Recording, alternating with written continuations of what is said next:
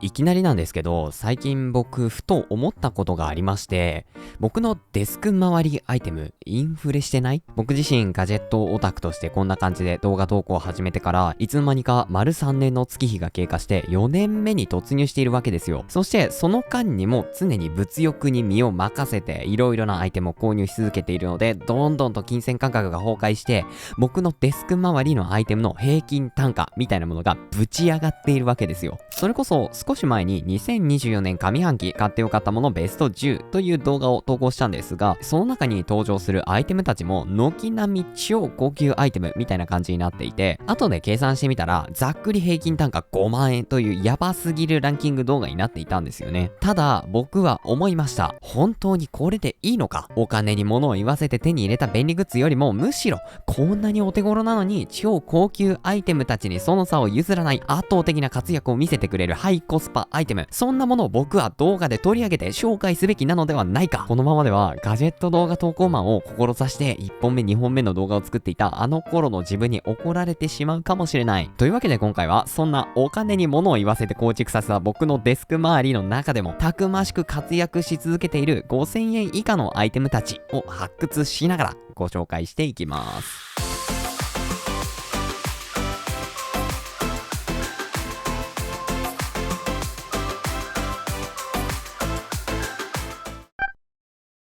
というわけで、まずは僕のデスク上を眺めてみたいんですが、やはり一番近くに存在しているのはキーボード類ですよね。もちろん僕はキーボード沼ズブズブ人間なので、この辺りのキーボードは到底5000円では収まらないんですが、キーボードに接続しているこのケーブルたち、彼らは僕のデスクではもはやなくてはならない存在ですよね。まずは分割型キーボードを PC と接続する際のケーブル。こちらは3話サプライマグネット USB ケーブル。一見すると何の変哲もないケーブルなんですが、実はこちらのマイクロ USB のコネクター部分がこんな感じでポロッと取れて、端子部分とケーブル部分という2つのパーツに分けることができます。なのでこちらの端子部分のみをあらかじめ接続したいアイテムにぶっ刺しておけば、あとはケーブルを近づけるだけでピタッと PC と接続することができるのです。僕のデスクでは基本的に動画編集をしたりお絵描きをしたりする際には分割型キーボード、それ以外の文字入力場面では普通のキーボードという感じで、日常的に2つのキーボードを使い分けているので、ちょっとキーボードを避けておきたいなんていう場面でポロッとケーブルから外してさっとデスクの隅に移動させることができるようになり、ものすごく便利です。そしてもう一方のキーボードを接続しているケーブルはアンカーパワーライン3フロー。一見すると何の変哲もない USB ケーブルに見えるんですが、こちらのケーブルふにゃふにゃ、本体素材にシリコンが採用されていて、ものすごく滑らかな感触をしています。もちろん直接触ってみても絶妙なツルツルしてない感があって大変に気持ちがいいです。そんなふにゃふにゃケーブルなので、使用していてもケーブルが一切絡まらない。よってキーボードの移動が多い僕のデスク上であったとしても、ものすごく取り回しがいいですし、ケーブルがデスクに伝ってしまうなんていう場面でもぐにゃぐにゃに折れていたり浮いていたりということがなくなるので、案外スッキリしたビジュアルにもなります。またこちらのケーブルについてはカラーバリエーションも結構豊富で、僕は他にもレモンイエローというカラーのケーブルを使用しています。ちなみに今キーボードに接続しているのはミントグリーンというカラーなんですが、こちらに関してはなんか思ってた色と違うなぁと思いながら今日まで使用しています。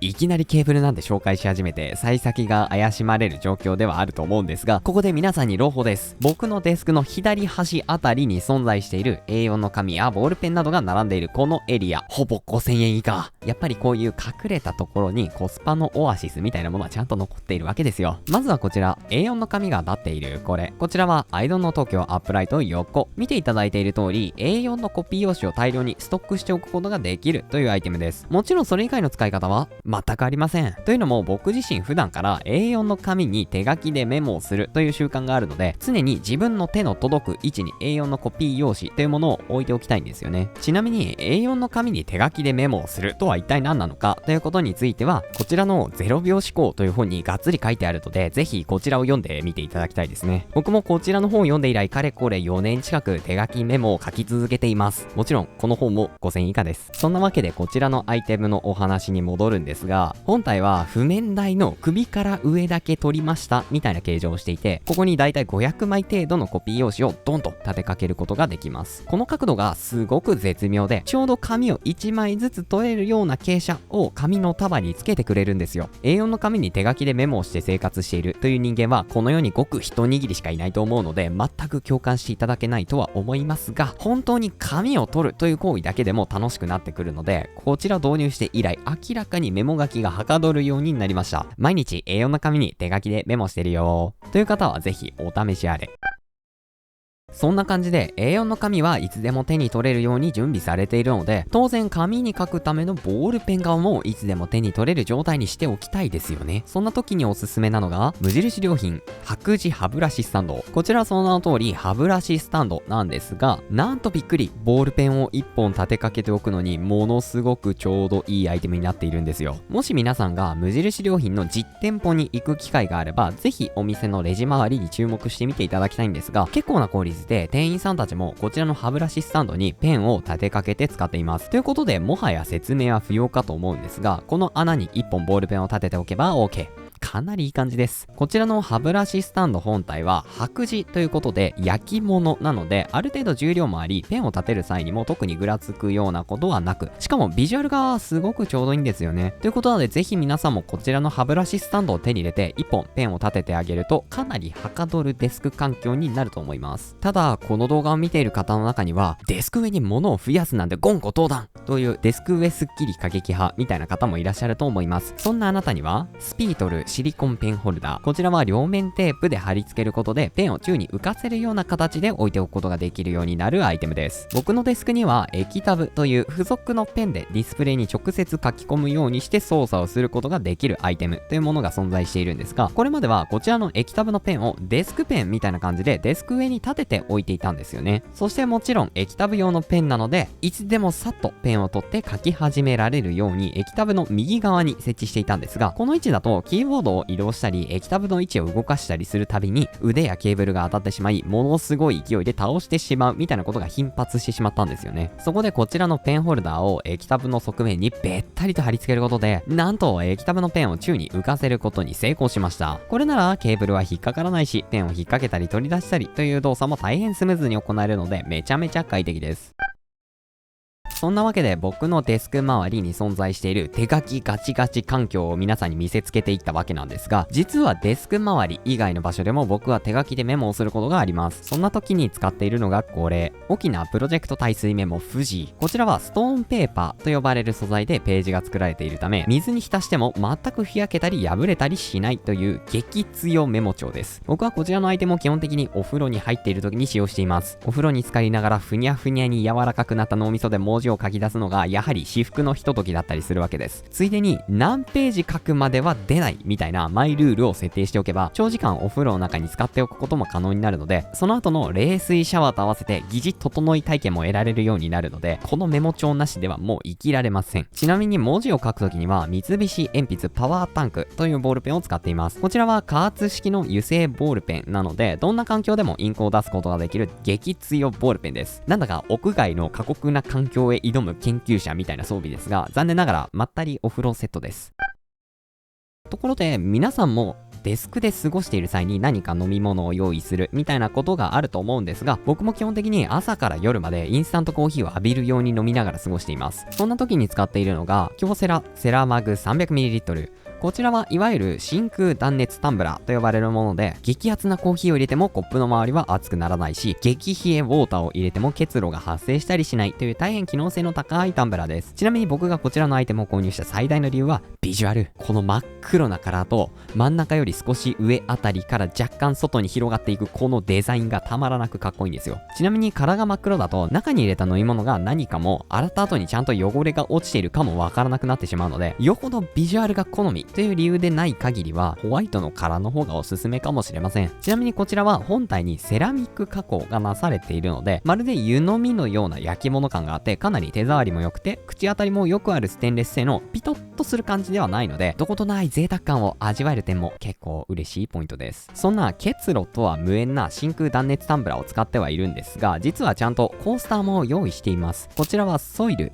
めちゃめちゃ水を吸ってくれることでおなじみの珪藻土という素材が本体に採用されているので、こんな感じで思いっきり水をぶっかけてもちゃんと吸収してくれるという、これまた機能性の高いコースターになっています。正直タンブラーを使っている以上結露なんか起こらないので、そこまで活躍していないのが現状ではあるんですが、時々ある某ハンバーガーチェーン店の食べ物を持ち帰りして全然消化をしていなかったアニメなんかを垂れ流しながらダラダラと夜飯を食べるみたいな回を一人で開催する際には、一緒に買ってくる飲み物なんかは取り出した時点で結露でビシャビシャになっていることがほとんどなので、そういう時にびっくりするほどの活躍ぶりを見ることができます。飲み物関連で言えば、僕は外出をする際にかなりの確率で水筒を持って出かけます。それがこちら、無印良品メモリ付きドリンクボトル。大変シンプルなプラスチック製の容器です。ここに水道水を入れてカバンの中にしまって出かけるという、ただそれだけのお話です。こちらのボトルの何がいいかって、パーツがものすごく少ないんですよ。実際分解してみると、本体とキャップと内蓋、この3つだけ。そして洗うのもめちゃめちゃ簡単なんですよね。なので、洗う手間みたいなものをあまり気にせずに毎日雑に持ち出せるわけです。しかもこのボトルめちゃめちゃ安いんですよね。公式のネットストアで値段を調べてみたら税込み190円となっていたんですが、要するに自販機で飲み物を購入する感覚で水筒が買えるんですよね。基本的にこのボトルを目にするのって無印良品の店内だと思うんですが、水筒の近くのエリアに高確率で無料給水器が設置されているわけですよ。つまりどこかに出かけている際に、もしも無印良品の店舗が近くにあれば、お店に行ってこのボトルを買って当日その場で給水できてしまうわけです。しかも仮にこのボトルを持って帰って次の日にもう一度このボトルを持って無印良品の店舗に設置してある給水スポットで水を汲めば、その瞬間に元が取れてしまうわけです。この無印給水スキームがあまりにもコスパが良くて、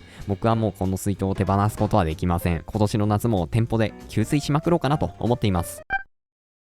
ここでデスクの上ではなくデスクの下に置いているゴミ箱のお話。こちらはイデアコチューブラホワイト。いくら5000円以下とはいえ、ゴミ箱にあまりお金をかけたくないなと思って適当なアイテムを使い続けているという方も多いかと思いますし、僕もこれまではそうだったんですが、実際こちらのアイテムを購入してみると快適な部分がものすごく多いんですよね。まずは何といってもこのビジュアル。一見するとただの円柱状のアイテムなんですが、よく見てみると上へと上がるにつれ少しだけ細くなっているような台形になっていて、高さはあるんですが意外と圧迫感はありません。さらにはこちらのゴミ箱、実は2つのパーツで構成されていて、実際にゴミ袋などをセットする内側の筒とその上からかぶせるカバーのような2枚構造になっているんです。そのため内側にゴミ袋をセットした場合でも上からカバーをかぶせるので、ビニール袋が外からは見えなくなり、大変すっきりとした印象になりますし、さらには上からかぶせているカバー部分がゴミ袋をいい感じに押さえてくれるような形になるので、中のビニール袋を押し込んだとしてもうっかり縁から外れてしまうなんていうことがなくなり、気兼ねなく満タンになるまでゴミを詰め込むことができます。ゴミ箱は毎日絶対に使うものではありますし、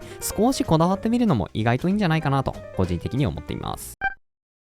ここでデスク周りと言っていいのかわからないだけれどもおすすめしたい5000円以下アイテムをご紹介します。それが貝印関孫六プレミアム爪切り。爪切り、もちろんこの動画を見ている皆さん全員が日々爪を切るという行為を行いながら生活をしていると思うんですが、まさかどこで買ったかも覚えていない適当な爪切り使ってないですよね。別に使っててもいいんですけど、ぜひ一度試してみていただきたい、そんな爪切りがここにあるわけです。シンプルな話、こちらのアイテム切れ味がめちゃめちゃいいです。これまで爪切りで発生する音がパチパチみたいな感じだったとすれば、こちらの爪切りで発生する音はサクサクです。まるで薄くスライスしたキュウリを使っているかのごとく、滑らかに抵抗感なく爪を切ることができます。素晴らしい。これまでの爪切りの常識をひっくり返してくれるレベルの衝撃を味わうことができるので、少しでも気になった方はぜひ軽い気持ちで試してみてください。ということで続いてはオーディオ関連。こんなに沼の深い世界にまだ5000円以下のアイテムなんて残っているのかと疑問に思ってしまったそこのあなた、それがあるんですよ。イヤーピースにね。そんなアイテムがこちら、アズラーセドナイヤフィットマックス ASMR。こちらはカナル型イヤホンの先端に取り付けて使用する柔らかいパーツのことです。もしかしたらイヤーピースはイヤホンに付属してきたものをそのまま使用しているという方も多いかもしれないんですが、もったいない。実はイヤーピースを交換するだけで使用しているイヤホンの良さを何倍にも引き出すことができきるようになるんです。そんなイヤーピースを交換するという生活を始めてしばらく経つ僕なんですが、今最も愛用しているイヤーピースというのがこちらのセルナイヤーフィットマックス ASMR というわけです。こちらのイヤーピースはとにかく装着感がいい。良すぎます。まるでふわっふわの綿を耳の中に突っ込んだかのような超ソフトな感覚。それでいて耳の中をがっちりホールドしてくれる安定感、そして遮音性の高さと、とにかく付け心地に関する不満点を消滅させてくれる素晴らしいアイテムなんですよ。僕の場合は主に外出する時に使用するイヤホンに装着しています。せっかくオーディオ関連のアイテムをご紹介したので、もう一つイヤホン本体もご紹介しちゃいましょう。それがファイナル E2000、 真のコスパ最強イヤホンの名を冠する有線イヤホンです。実は以前にコスパ最強イヤホン王決定戦という5000円以下のイヤホンたちを一堂に会して結局どのイヤホンが一番いいのか検証するみたいな動画を投稿したんですが、その時に堂々の第1位に輝いたイヤホンです。端的に言ってこれは5000円以下で購入できていい音質ではありません。なんだったら1万円台のイヤホンとも十分渡り歩くことができるほどのとんでもない音質を秘めたアイテムです。僕は普段ワイヤレスのイヤホンを使用しているのでほとんど有線イヤホンの出番はないんですが、それこそ外でノート PC を使いたい時、あるいはワイヤレスイヤホンの充電が切れてしまった時なんかに備えて常にこちらのイヤホンをカバンの中に忍ばせて生活しています。そんな感じでここまで実用性高めなアイテムたちを見てきたんですが、ここからは僕のデスクの左側に存在している趣味のアイテム展示スペースで活躍する5000円以下のアイテムたちを見ていきましょう。まずはこちらの趣味棚をライトアップしているこれ BTF ライティング LED テープライト 1m 電球色。こちらはいわゆるテープライトという照明アイテムなんですが、よくあるテープライトのような LED の粒がテープ上に設置されているというような構造ではなく、一本の光る線みたいなものが通っており、電気を流すとこの部分が面で光ります。よって従来のテープライトと比較してかなり明るくかつ柔らかい光を放ってくれるため、アイテムたちを直接照らしてあげるだけでまるで間接照明のような絶妙な雰囲気を作り出すことができるのです。ちなみにこちらのテープライトは LED 給電になっているので、こちらのテープライトを接続するためにエレコム USB-A×6 充電器を棚の下のスペースに忍ばせています。さらにはこの USB 充電器とコンセントの間にスイッチボットスマートプラグというアイテムを取り付けているので、棚全体の照明を簡単にオンオフすることができます。快適。次はこちらダイソーアクリルスタンド。その名の通りアクリル製で何かを立てかけることができるアイテムで、お店ではレジカウンターに置いてある青いトレイみたいなアイテムの横に陳列されているんですが、これが一つ二つあるだけでかなりいろんなものを展示することができます。例えばこんな風に CD をいい角度で立てることができますし、もちろんスマホなんかを立てておくにも絶妙なサイズ感です。そしてこのスタンドを2つ用意してあげれば、お気に入りのキーボードも安定感抜群な状態で飾ることができちゃいます。あまりにも万能すぎて僕はこちらのアイテムのストックをめちゃめちゃ持っています。別の言葉で言えば買いすぎて余らせちゃってるんですけど、まあ100円なので全然いいです。ちなみにキーボードを立てかけるという場面においては、こちらのワニゾウ夕方皿立てというアイテムもおすすめ。なんといってもこちらは皿立てなので、アリス配列キーボードのような特殊な形状をしたキーボードであってもしっかりと受け止めてくれます。先ほどダイソーで購入した100円アイテムをご紹介したので、ついでに100均だけで生み出されてしまった生命の息吹もご紹介しておきましょう。それがこちらパキラのパキちゃんです。2022年の冬くらいにお部屋にお迎えして、現在は2度目の夏に挑戦している観葉植物です。ちなみにこちらは100円のコップに100円のハイドロボールと100円のゼオライトを敷き詰めて、100円のポットで売っていたパキラを植え替えた総額400円パキラです。定期的に水やりをサボったりと、植物を育てているとは到底思えないずさんな管理を続けているんですが、今もなんだかんだ元気に過ごしてくれています。購入当初は日中は日の光を当てようと思って窓のそばにね移動させたりしていたんですが、ここ1年くらいはずっとこのお部屋に監禁しています。まさにね今のような気温が高くなる時期だと毎日新しい葉っぱが出てきたり茎がぐんぐん伸びていったりして、ああちゃんと生きてるんだなとなんだか愛着が湧きます。まあ水やりはサボりますけど、そろそろ別の植物を新しく迎え入れてみるのもいいかなとは思っているんですが、気づいたら1年経ってました。ただ植物があるとやっぱり空間が緑で引き締まるので、とってもいい雰囲気にはなりますね。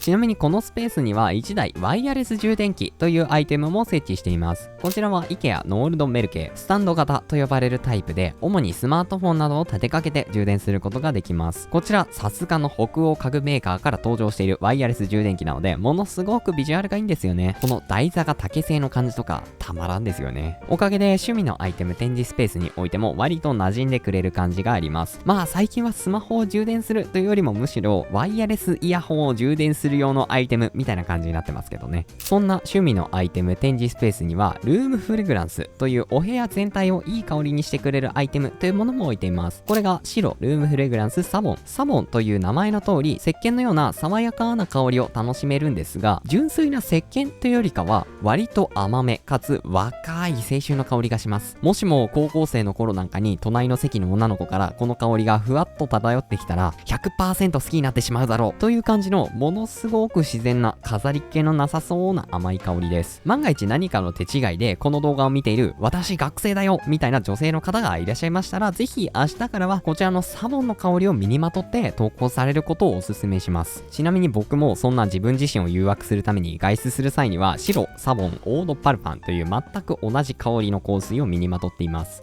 最後にする話これ？というわけで今回は僕のデスク周りで現在活躍している5000円以下のアイテムたちを目につく限りたくさんご紹介してみました。やっぱり長いことデスク周りの沼に使って生活しているので、気づけば超高級アイテムたちがたくさんデスクの上に並んだりしてしまうのはまあ仕方のないことではあると思うんですが、時にはちゃんとコスパに優れた優秀なアイテムたちにも思いを馳せながら生きていかなきゃなと強く感じました。皆さんも何か絶賛愛用中のハイコスパアイテムみたいなものがあればぜひコメントで教えていただけると嬉しいです。あとは動画の高評価とかコメントとか旧 TwitterX のフォローなどなどいろいろよろしくお願いいたします。それからまだチャンネル登録をしていないというそこのあなた、何卒登録の方よろしくお願いいたします。それではまた次の動画でお会いしましょう。さようなら。